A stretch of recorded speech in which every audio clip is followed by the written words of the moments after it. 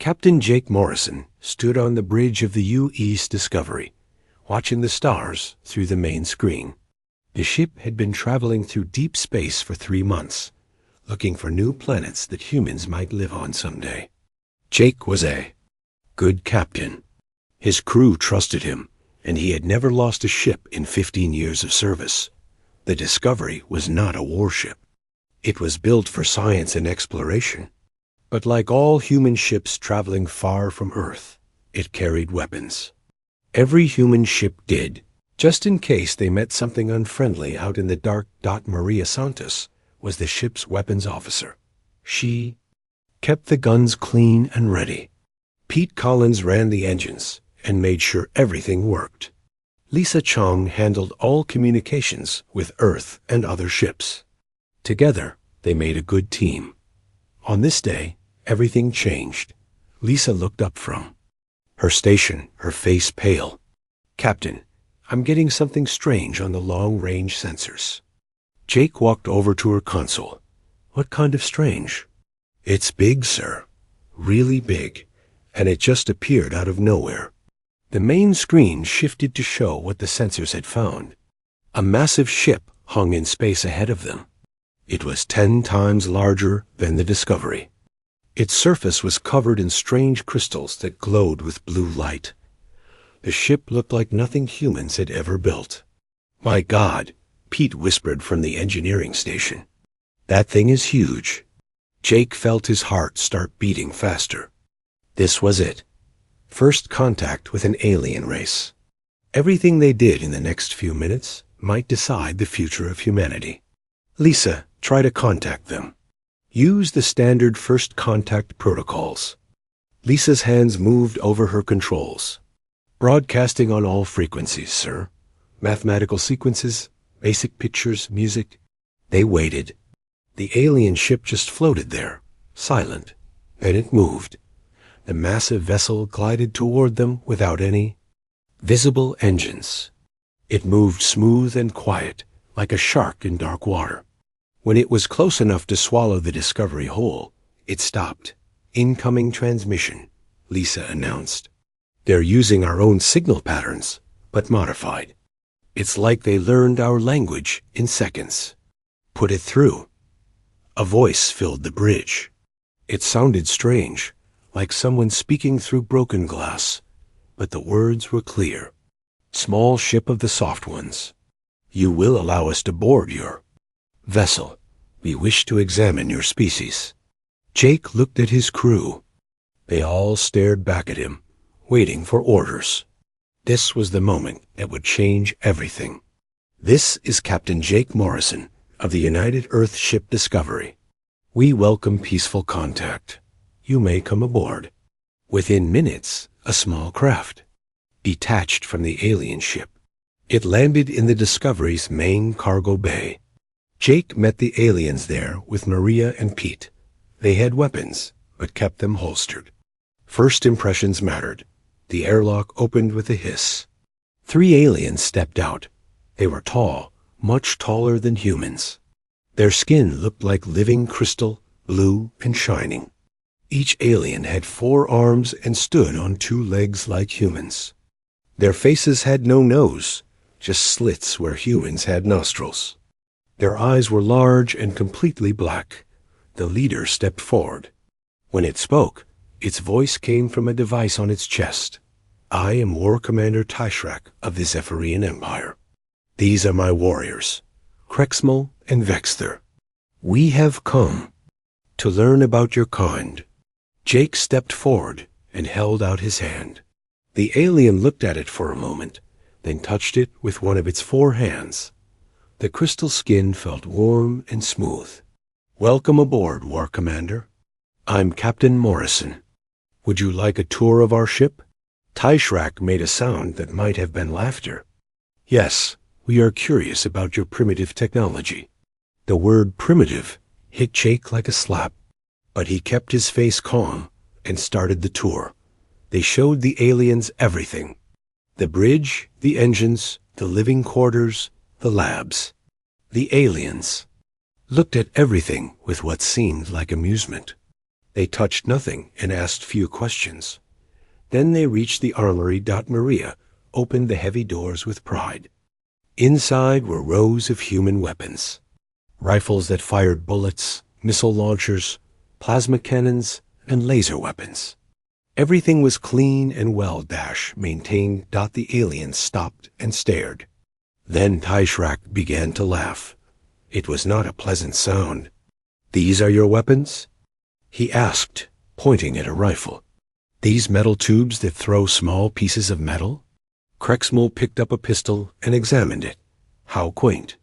They use controlled explosions to propel solid matter, like ancient siege engines. "This is what you use for war?" Vexter asked, holding a grenade. "Chemical reactions in metal containers?" Maria's face turned red. "Those weapons have served humanity well for centuries." "Oh, I'm sure they have," Taishrak said. His voice dripped with mockery. "Against other primitives using similar toys." The war commander raised one of his hands. Light began to glow between his fingers. The light formed into a crystal shape that hummed with power. "This is a weapon," he said. "It channels the fundamental forces of reality. Watch." He pointed the crystal at a metal plate on the wall. The beam of pure energy shot out. The metal didn't just melt. It simply ceased to exist, leaving a perfect round hole. "We have weapons that manipulate gravity itself," Krexmal added. "We can crush your ships like paper from across a star system. We control plasma hotter than your sun," Vexter said. "We shape matter at the molecular level." Jake watched his weapons officer's face. Maria looked like someone had just told her water wasn't wet. "Your bullets and missiles," Taishrak continued, "are relics from a stone age that we never experienced. We have conquered 17 star systems with weapons that harness the power of creation itself." The alien commander walked slowly through the armory, looking at each weapon with the same expression someone might use to examine old museum pieces. "Tell me, Captain Morrison," he said, "do you still use stone knives and wooden clubs as well?" Jake felt anger rising in his chest, but he kept his voice level. "Our weapons serve their purpose. Against other primitives, perhaps. But you are about to meet a civilization that has moved beyond such crude tools." Taishrak walked back to face Jake directly. "Your species has 7 of your solar rotations to surrender this sector of space. Consider it a gift. We could simply take it. And if we refuse?" The alien's black eyes seemed to shine with dark humor. "Then we will provide you with an education in proper warfare. Your chemical toys against the fundamental forces of the universe." It will be brief. The aliens left as suddenly as they had come. Their ship vanished into whatever dimension they used for travel, leaving the Discovery alone with the stars. Jake stood in the armory, looking at weapons that had seemed so powerful just an hour ago. Now they looked like toys next to what he had just seen. "Captain," Maria said quietly, "what do we do now?" Jake looked at his weapons officer, then at the rifles and missiles that suddenly seemed very small and primitive. "Now," he said, "we go home and get ready for war." Admiral Frank Carter sat at the head of the long table in the Pentagon's deepest bunker. Around him sat the most important military leaders on Earth. The video from the Discovery played on the wall screen for the 5th time in 2 hours. Everyone watched the aliens laugh at human weapons. Everyone saw the energy beam that made metal disappear. Everyone heard the threat about 7 days to surrender. "How long until they come back?" asked General Linda Hayes, head of the Air Force. 6 days, 18 hours, Carter replied. "Captain." Morrison's ship made it back in record time. Dr. Rachel Kim, the head scientist for Earth's weapons programs, paused the video where the alien held the glowing crystal. "I've been studying this footage frame by frame. There's something important." "Here." "What?" Carter asked. "Look at the timing. Watch how long it takes between shots." She played the video in slow motion. The alien's weapon glowed, fired, then went dark. It stayed dark for several seconds before it could glow again. Their weapons need time to charge between shots, Rachel explained. Our guns don't. Danny Brooks, a weapons expert who had spent 20 years designing rifles, leaned forward. How much time? At least 3 seconds. Maybe more for the bigger weapons. Carter felt a spark of hope. So while they're recharging, they can't shoot. Exactly. And look at this. Rachel showed another part of the video. See how precisely. They aim? Their weapons seem designed for single, perfect shots. They're not built for rapid fire. General Hayes frowned. But one of their shots can destroy our ships. It doesn't matter if they fire slowly, if they kill us with every hit. Unless, Danny said slowly, we don't give them time to aim. All eyes turned to him. What do you mean? Carter asked. They're used to fighting enemies with similar weapons. Energy weapons that take time to charge and fire. They probably fight. Like duels. One shot, wait, another shot. Very civilized. And we fight how? Rachel asked. Danny smiled grimly. Like humans. We put as much lead in the air as possible and don't stop until everything stops moving. Carter began to understand. You're saying we overwhelm them with rate of fire? Look at their ship design, Danny continued. All smooth curves and crystal matrices. It's built for energy weapons that can punch through anything. But what if we hit it with 1,000 bullets per second? Their shields will stop bullets. General Hayes objected. Maybe, but shields have limits. Every shield ever built has a maximum it can handle before it fails. Dr. Kim was already working on her tablet. I'm running calculations. If their energy weapons need 3 seconds between shots, and our machine guns fire 600 rounds per minute. She looked up with wide eyes. We could put 30 bullets in the air for every one of their energy blasts. Per gun, Danny added. Now multiply that by every weapon on every ship. Carter stood up and walked to the wall screen. The alien ship filled the display, massive and intimidating. How many ships do we have? 312 vessels of various sizes, reported Admiral Susan Clark, head of the Space Navy. But only 60 are true warships. Arm them all, Carter ordered. Every cargo ship, every transport, every vessel that can mount a weapon. Sir, Admiral Clark said carefully, cargo ships aren't built for combat. They'll be destroyed easily. Not if they can fire 10,000 rounds before they die. Carter turned to face the room. This is what we're going to do. We're going to take every ship in the fleet and pack it with as many rapid-fire weapons as it can carry. Machine guns, autocannons, missile pods, everything. The aliens will pick us off at long range, General Hayes warned. Not if we get close fast. Very close. Close enough that their big weapons can't track us. Dr. Kim was nodding. Like fighter planes in the old wars. Getting close where the big guns can't hit you. Exactly.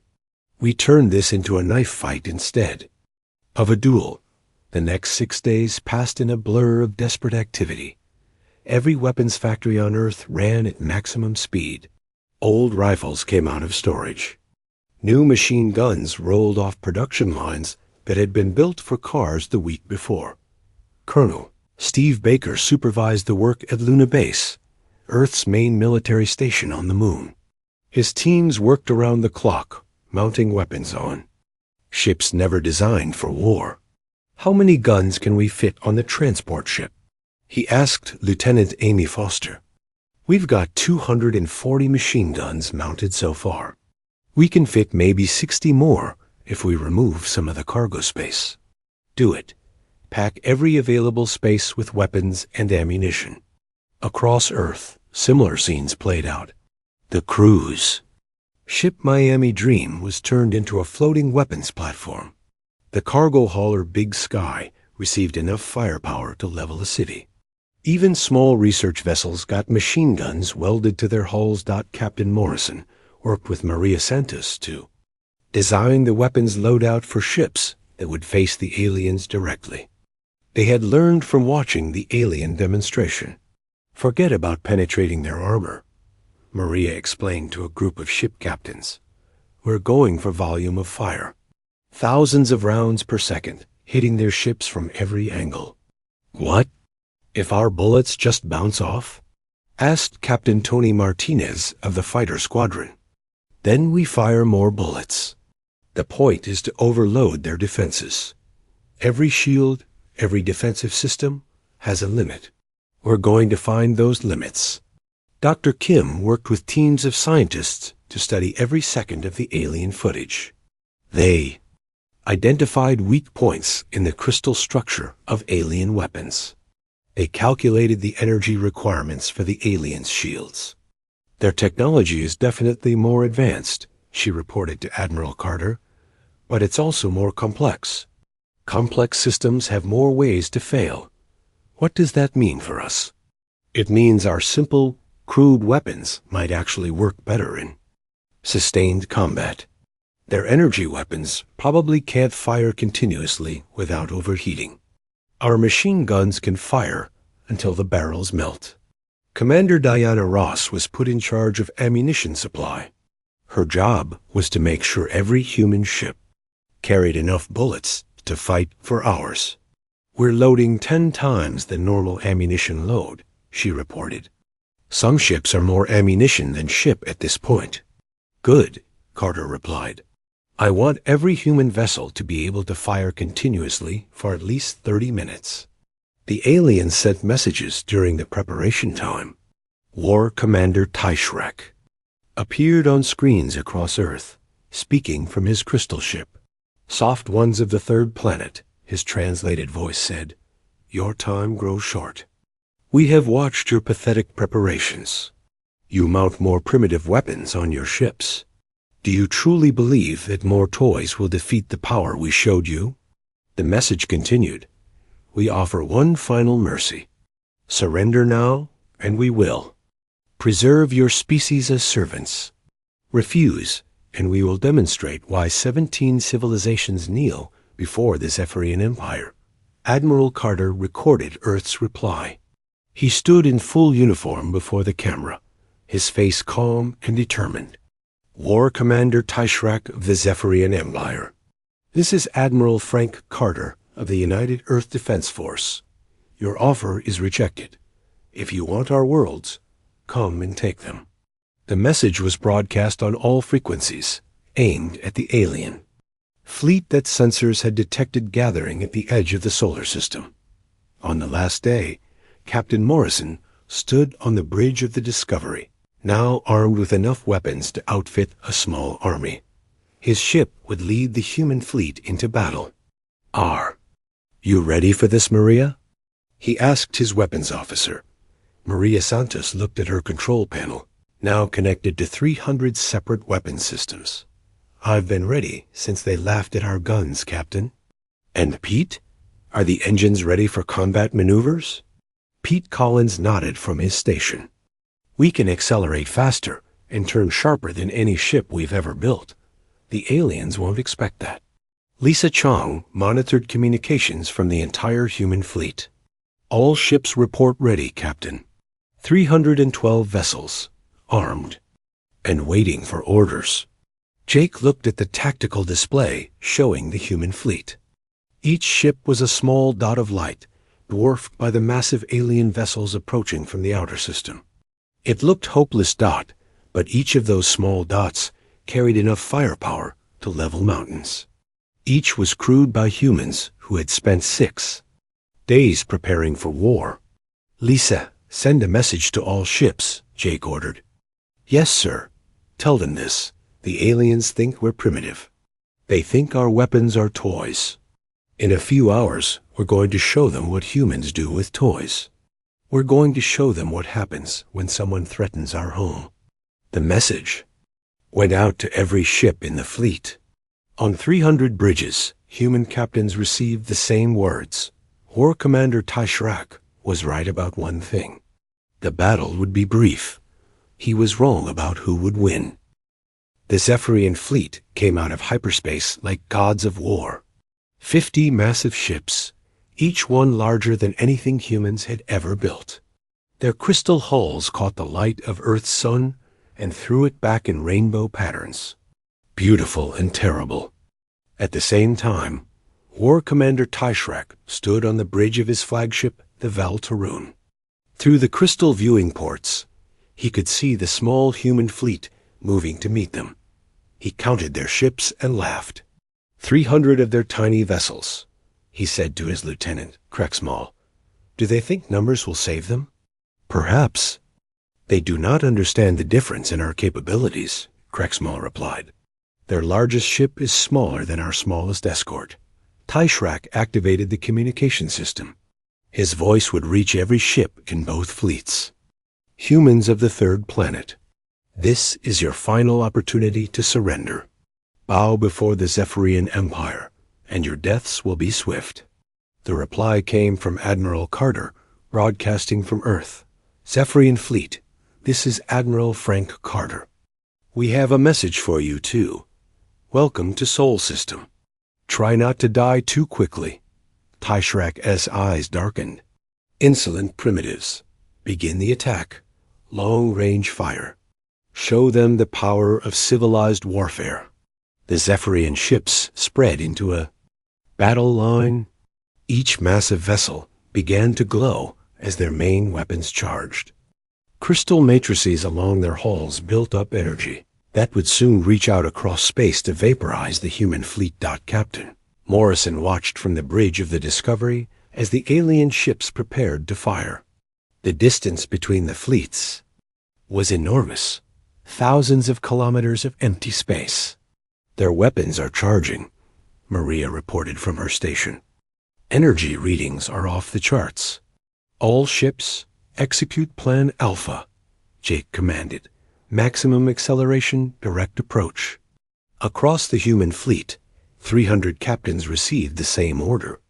Every ship turned toward the alien fleet and pushed their engines to the limit. The first Zephyrian volley lit up space like a new star being born. Beams of pure energy reached across the void, each one carrying enough power to destroy a city. 12 human ships died in that first salvo. A transport vessel, Big Sky, simply ceased to exist, vaporized by a direct hit. The research ship, Carl Sagan, broke apart when a plasma beam cut through its middle. 10 other vessels met similar fates, their crews dying before they even knew they were under attack. 12 ships destroyed, Lisa reported, her voice steady despite the horror they had just witnessed. Keep going, Jake ordered. All ships maintain course and speed. War Commander Taishrak watched the human response with satisfaction. As expected, their primitive armor provides no protection against our weapons. But something was wrong. The human fleet wasn't slowing down or trying to retreat. They were accelerating directly toward the Zephyrian ships, getting closer with each passing second. What are they doing? Krexmal asked. This is suicide. Perhaps their primitive minds cannot process the reality of defeat, Taishrak mused. Prepare for second volley. The Zephyrian weapons began charging again, but it took time. Energy had to build in the crystal matrices. Plasma cannons needed to reach proper temperature. Gravity manipulators required precise calibration. The human fleet used that time to close the distance. Captain Morrison watched the tactical display as his ships raced toward the enemy. They were taking losses, but they were also getting closer. The alien weapons were powerful, but they were slow. Range to enemy fleet? He asked. 60,000 kilometers and closing fast, Pete reported from the engine station. Their weapons are almost ready to fire again, Maria warned. All ships, evasive maneuvers. Jake commanded. The human fleet scattered like a school of fish, avoiding. A shark. Ships dove and climbed and twisted through space in patterns no alien captain could predict. The humans had learned something in their centuries of war. If you can't avoid being shot at least make yourself hard to hit. The second. Zephyrian volley fired into empty space where the human fleet had been moments before. Only 3 human ships died this time, caught by weapons that could track their evasive movements. Impossible. Taishrak snarled. How are they moving so quickly? Their ships are much smaller than ours, Krexmal observed. They can change direction faster. Then we will simply fire more often. Begin continuous bombardment. But that was exactly what the humans were counting on. The Zephyrian weapons weren't designed for rapid fire. Each shot required time and energy. The more often they fired, the less effective each shot became. Meanwhile, the human fleet kept getting closer. 40,000 kilometers, Pete reported. 30,000, 20,000. At 15,000 kilometers, something new happened. The human ships entered the range of their own weapons. The UES Defiance, Admiral Carter's flagship, fired first. Not one weapon, not 10 weapons, but every weapon. Mounted on the ship. 2,000 machine guns, autocannons, and missile launchers opened fire at the same time. The space between the fleets filled with metal. War Commander. Taishrak had never seen anything like it. Instead of precise, powerful shots, the humans filled the void with thousands upon thousands of projectiles. Bullets, missiles, rockets, shells, everything moving at incredible speed toward his fleet. Shields up, he commanded. Defensive fire. The Zephyrian ships raised their energy shields, barriers that could stop plasma bolts and deflect energy beams. But they had never been designed to handle the sheer volume of projectiles now, heading their way. The first impacts came from human missiles. They struck the alien shields and exploded, creating brief flashes of light. The shields held, but each impact drained their energy dot. Then came the bullets. Thousands of them, fired from hundreds of guns on dozens of ships. They hit the shields in a constant stream, each impact small, but adding up to something much larger. Shield. Strength dropping, Krexmal reported. The primitive projectiles are overloading our defensive systems. How is that possible? Taishrak demanded. Before anyone could answer, the first shield failed. The cargo ship turned warship Miami Dream had concentrated all its fire on a single Zephyrian escort vessel. 200 machine guns firing 600 rounds per minute created a stream of metal that no shield could withstand forever. When the shield collapsed, the bullets reached the crystal hull beneath. The alien ship's armor was designed to deflect energy weapons, not stop high-velocity projectiles fired at point-blank range. The escort ship began to come apart as thousands of bullets found their way through crystal matrices and into vital systems. The Kethver is taking damage, a Zephyrian officer reported. Hull breaches on multiple decks. War Commander Taishrak watched in disbelief as one of his ships, protected by technology that had conquered star systems, was being destroyed by primitive bullets. All ships, focus fire on the human vessels. Destroy them before they get closer. But the humans were already too close. They swarmed around the Zephyrian fleet like angry insects, too small and fast for the big weapons to track effectively. Captain Tony Martinez led his fighter squadron in a suicidal run against Taishrak's flagship. His small ships carried fewer weapons, but they were fast and hard to hit. All fighters, target their weapon systems, he commanded. If we can't destroy them, at least make them stop shooting. His pilots, including veterans like Sarah Johnson and rookie Rick Turner, dove toward the massive alien ship. Their machine guns and rockets seemed tiny against the crystal giant, but they aimed for the glowing weapon ports, where alien energy was building. Sarah Johnson's fighter was the first to reach the alien ship. She opened fire with everything she had, sending hundreds of bullets into a crystal matrix that was charging for another shot. The matrix exploded. Direct hit. She reported. "One of their weapons is down." More fighters followed her lead. They couldn't destroy the massive alien ship, but they could damage its weapons. Each gun they silenced was one less threat to the human fleet. War Commander Taishrak felt his confidence cracking like his ship's crystal hull under the constant barrage of human fire. This wasn't how civilized warfare was supposed to work. Where were the elegant duels between energy weapons? Where was the honor in overwhelming an enemy with crude projectiles?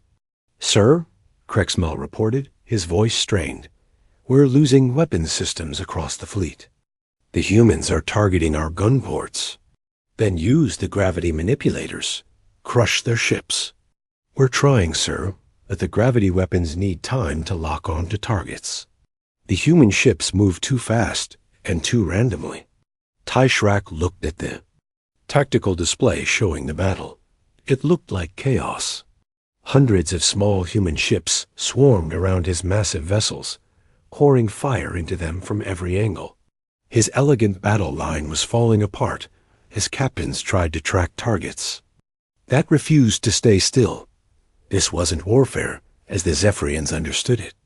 This was something else entirely. This was human warfare. "All ships, prepare for close combat," Taishrak commanded. "If they want to fight at knife range, we will accommodate them." But as the war commander would soon learn, fighting humans at close range was the last thing any sane species would want to do. What happened next changed the way the galaxy thought about warfare forever. The human fleet had closed to point-blank range with the alien ships. At this distance, there was no room for elegant tactics or careful aiming. This was pure, brutal combat where the winner would be whoever could put the most destruction into the smallest amount of time. The humans had been preparing for this kind of fight their whole history.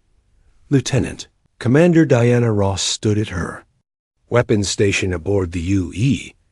Vengeance, watching hundreds of targeting displays light up as human ships surrounded the alien fleet. Her job was simple: coordinate the most devastating barrage in human history. All batteries, continuous fire. She commanded over the fleet communication system. Don't let them charge their weapons. The response was immediate and overwhelming. Every human ship opened fire with every weapon they carried. The space around the Zephyrian fleet became a storm of metal and explosives, unlike anything the galaxy had ever seen. The math was simple, but terrifying. Each human ship carried hundreds of rapid-fire weapons. 300 ships meant tens of thousands of guns, firing at the same time. Each gun fired hundreds of rounds per minute. War Commander Taishrak realized with growing dread that his fleet was losing. Ships that had conquered 17 star systems were being torn apart by what he had called primitive toys. Just days. "Before, all ships retreat to long range," he commanded. "We need distance to use our weapons effectively." But retreat was easier to order than to execute. The human ships clung to his fleet like parasites, matching every evasive maneuver and maintaining their devastating close-range fire. When alien ships tried to pull back, human vessels followed them, never letting the distance open up enough for the big energy weapons to be truly effective. The converted cruise ship Miami Dream had latched onto an alien destroyer and refused to let go. Captain Bob Miller kept his ship at point-blank range, his 200 machine guns chewing through alien armor like a mechanical saw. "They're trying to shake us," his weapons officer reported. "Let them try," Miller replied. "We're staying right here until one of us stops moving." The alien destroyer twisted and turned, trying to bring its main weapons to bear on the stubborn human ship. But the Miami Dream was too close, moving in the destroyer's blind spots where the big guns couldn't track. Meanwhile, the smaller human weapons never stopped firing. Dr. Rachel Kim, monitoring the battle from Earth's command center, watched the tactical displays with amazement. Her theories about alien weapon limitations were proving correct, but even she was surprised by how effective the human strategy had become. "Look at the energy readings from their ships," she told her team. "Their weapon systems are overheating. They're firing too fast, trying to match our rate of fire." "What does that mean?" asked Danny Brooks. "It means their weapons weren't designed for sustained combat. They're built for short, decisive engagements. The longer this fight goes on, the more advantages we gain." On the battlefield, that advantage was becoming clear. Alien weapons that had seemed unstoppable at the beginning of the fight were now misfiring or shutting down entirely as their complex systems overloaded from continuous use. The Zephyrian cruiser, Mortith, had been firing its main plasma cannon as fast as it could cycle, trying to destroy the human ships swarming around it. But plasma weapons generated enormous heat, and the alien cooling systems couldn't handle the sustained fire rate. "Main weapon overheating," the cruiser's weapons officer reported. "Plasma conduits are reaching critical temperature." "Keep firing," the ship's captain commanded. "We must destroy these primitives." The plasma cannon fired one more time, then exploded as superheated gases found a crack in an overloaded conduit. The explosion tore through 3 decks of the alien ship, leaving it defenseless against human attack. Captain Morrison watched similar failures happening across the alien fleet. Ships that had seemed invincible were now sitting dead in space, their weapons silent and their shields down. "Maria, what's our ammunition status?" he asked. 30% remaining," she replied.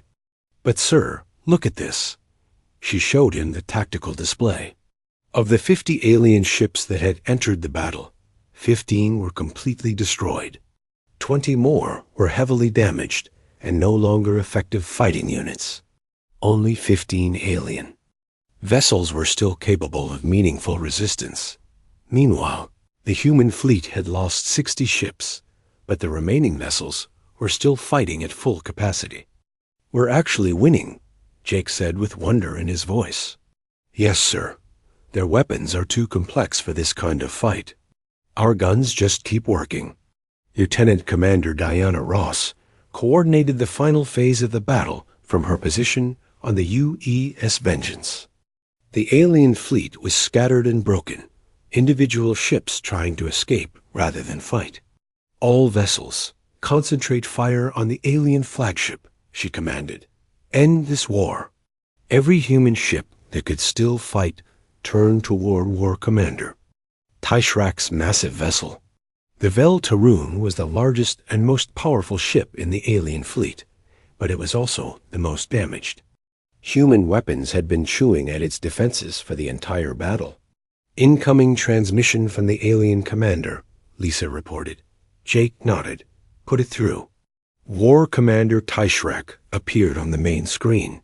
His crystalline features were cracked, and his black eyes held something humans had never seen there before: fear. "Captain Morrison," he said, his voice no longer mocking. "Your species ... fights like nothing we have encountered." "You wanted to see our weapons in action," Jake replied.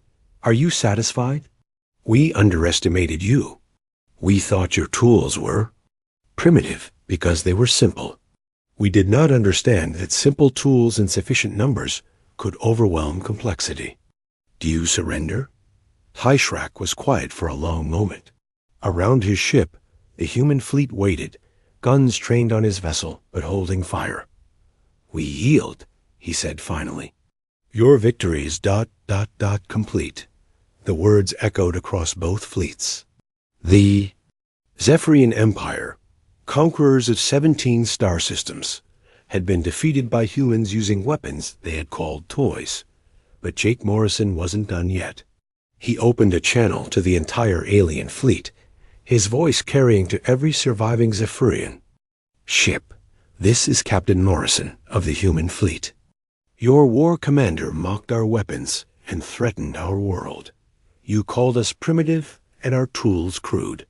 Your commander's ship is about to become a cloud of expanding gas. Any other aliens who want to test our primitive weapons are welcome. to stay and find out what 1,700 years of human warfare can accomplish. The message was clear. The demonstration was over, but the lesson would be remembered across the galaxy. The age of human expansion was about to begin. Commander Tai Shrak watched his instruments with growing horror as the numbers came in. Humans were firing over 1 million projectiles per minute into his fleet. Shield status, he demanded. Failing across the fleet. Krexmol reported. The constant impacts are overloading every defensive system we have. The problem was fundamental. Zephyrian shields were designed to stop powerful energy attacks that came one at a time. They could absorb enormous amounts of energy from a single source, but they had never been tested against thousands of small impacts happening every second. It was like trying to stop rain with an umbrella. Designed for hailstones. Captain Morrison brought the Discovery in close to Tai Shrak's flagship, close enough to see the crystal structure of the alien hull. His ship shuddered under return fire from alien weapons, but kept moving. "How are we doing, Maria?" he asked his weapons officer. Maria Santos looked at her displays with grim satisfaction. 300 separate weapon systems were under her control, and every single one was firing as fast as it could cycle. Ammunition at 60% and falling fast. But look at this. She pointed to her targeting screen. The alien ship's shields were flickering, sections going dark, and then trying to recharge, only to be overwhelmed again by the constant impact of human weapons. "Their shields can't handle sustained fire," she reported. "They keep trying to reset, but we're not giving them time." "Good. Keep it up." Lieutenant Paul Chun worked frantically in the engineering section, keeping the weapons powered as explosions rocked the ship around him. Alien return fire was hitting them, but the Discovery's smaller size and rapid movement made it hard to target. "Ammunition reserves at 40%. He reported over the internal communication system. "Barrel temperature critical on gun decks 7 through 12. "Let them run hot," Jake commanded. "We can replace barrels. We can't replace Earth." Across the human fleet, similar scenes played out. Captain Tony Martinez led his fighters in devastating close-range attacks on alien weapon systems. His small ships could get closer than the larger vessels, close enough to put bullets directly into the crystal matrices that powered alien guns.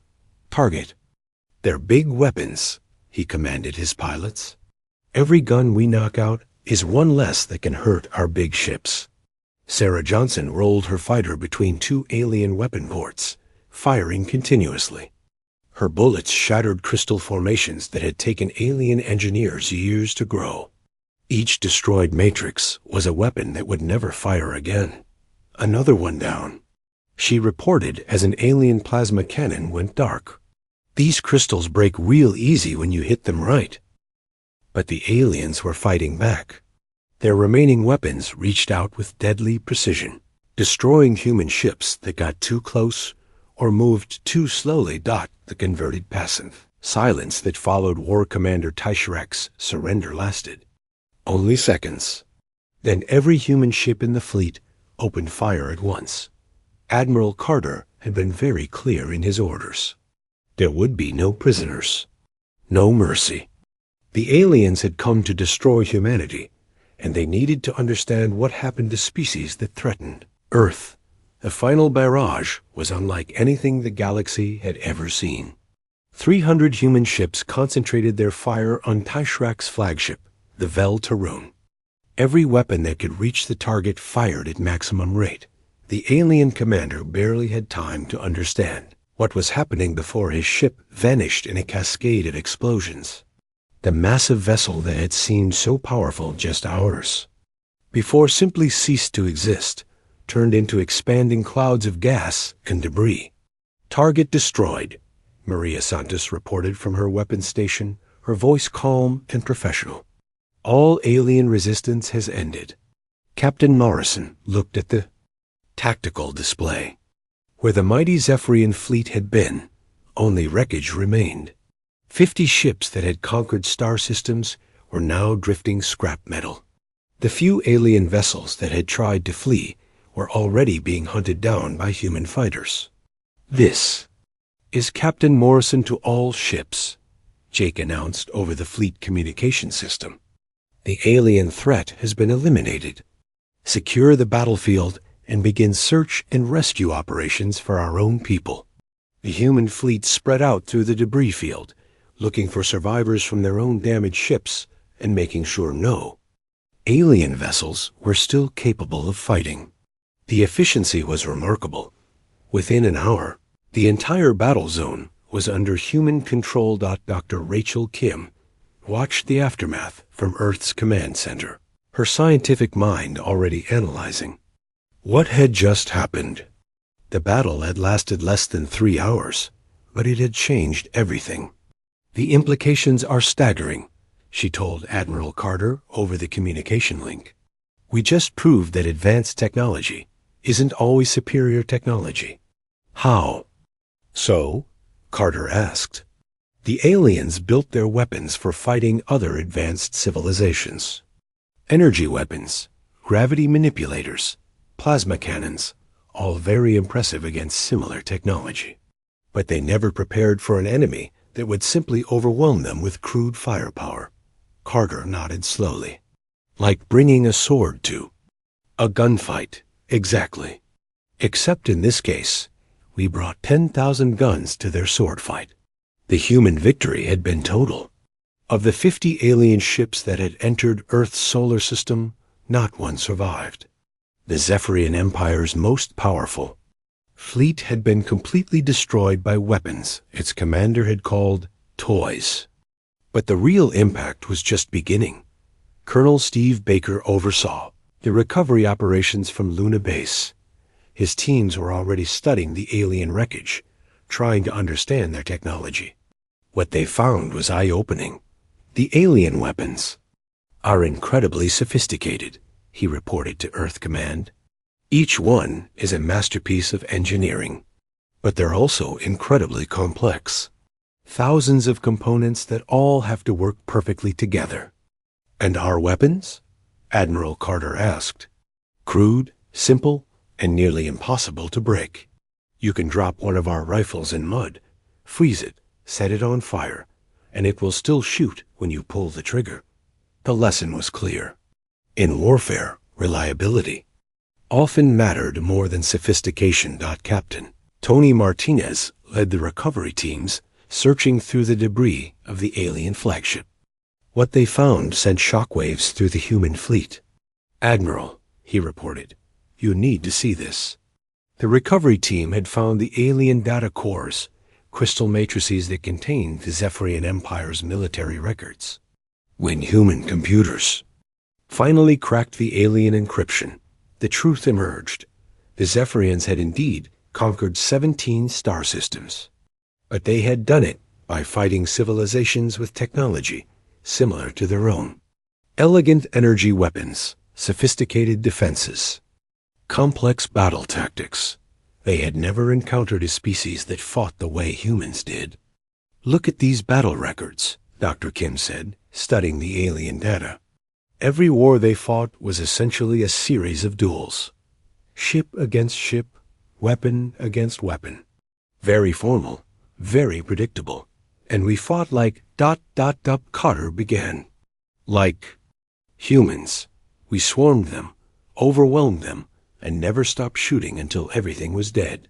The alien records also revealed something else. The Zephyrian Empire controlled 17 star systems, but their military doctrine was spreading to other species. Across the galaxy, civilizations were adopting similar weapons and tactics. That was about to change. Commander Janet Lee was put in charge of writing the official after-action report. Her summary was brief but comprehensive. Enemy fleet, 50. Vessels of superior individual capability. Human fleet, 312 vessels of inferior individual capability. Enemy losses. Total fleet destruction. Human losses. 67 vessels destroyed, 93 damaged. Conclusion.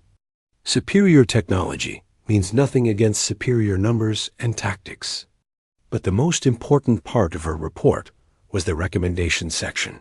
The galaxy is about to learn that humanity has joined the community of spacefaring species. They will also learn that humans do not fight like anyone else. Recommend immediate expansion of weapons production and ship construction. We have just announced our presence to the universe. Others will come to test us. She was right. Within weeks of the battle, human listening posts detected alien communications from across the galaxy. The destruction of the Zephyrian fleet had sent shockwaves through dozens of civilizations. Some of the messages were fearful. Species that had considered themselves powerful suddenly realized they might not be able to match human firepower. Other messages were angry. Several alien empires began mobilizing their fleets, determined to crush humanity before it could spread. A few messages were respectful. Some civilizations wanted to open diplomatic relations with the species that had achieved something everyone thought impossible. The complete destruction of a Zephyrian fleet. Admiral Carter read the intelligence reports with grim satisfaction. They're all talking about us now. Is that good or bad? Dr. Kim asked. It's reality. We can't hide anymore. The galaxy knows humanity exists, and they know we're dangerous. The weeks following the battle saw frantic activity across human space. Every weapons factory on Earth expanded production. New shipyards were built on Mars and Europa. The asteroid belt became a massive mining operation, extracting materials for the ships and weapons humanity would need. Captain Morrison was promoted to admiral and put in charge of Earth's expanding fleet. His first order was simple: build more ships, mount more guns, and be ready for anything. The Discovery, repaired and upgraded, became the flagship of humanity's first interstellar exploration fleet. Their mission was to find new worlds for human settlement and to carry a message to any aliens they encountered. The message was recorded by Admiral Carter himself. To any alien species receiving this transmission, this is Admiral Frank Carter of the United Earth Defense Force. We are humanity, a species from the third planet of the Sol system. We seek peaceful contact with all civilizations. However, we will defend ourselves and our worlds against any threat. Ask the Zephyrian Empire how that worked out for them. The recording was broadcast on all frequencies as human ships spread out from Earth, carrying their message and their weapons to the stars. 6 months after the battle, Dr. Rachel Kim published her analysis of human versus alien military doctrine. Her paper, titled The Advantages of Primitive Warfare, became required reading at military academies across human space. Her conclusion was simple. Complex systems fail in complex ways. Simple systems just keep working. The Zephyrian Empire still existed, but they no longer spoke of conquering new worlds. Their surviving fleets stayed close to home, unwilling to risk another encounter with human weapons. Other alien empires began redesigning their militaries, trying to find ways to counter human tactics. Some adopted rapid-fire weapons of their own. Others developed new defensive systems designed to handle massive numbers of projectiles. But they were all reacting to humanity now, instead of the other way around. War Commander Taishrak's last words, recovered from the data cores of his destroyed flagship, became famous across the galaxy. Beware the humans. They do not fight with honor or elegance. They fight to win, and they bring more weapons than should be possible. They turned our mighty fleet to ash with their primitive tools. Do not make our mistake. Do not underestimate the species that perfected murder before they reached the stars. The age of human expansion had begun, and the galaxy would never be the same. Colonel Steve Baker, now promoted to general, included one final note in his official report. Recommendation: continue current weapons production. The aliens were right about one thing. Our weapons are primitive compared to theirs. But primitive weapons in the hands of humans have just conquered the most advanced fleet in known space. If they want to call us primitives, that's fine. Primitives who win. The message was clear. Humanity had announced its presence to the galaxy in the most dramatic way possible. They had taken the most advanced military force in known space and turned it to ash using weapons their enemies had mocked. The aliens had laughed at human.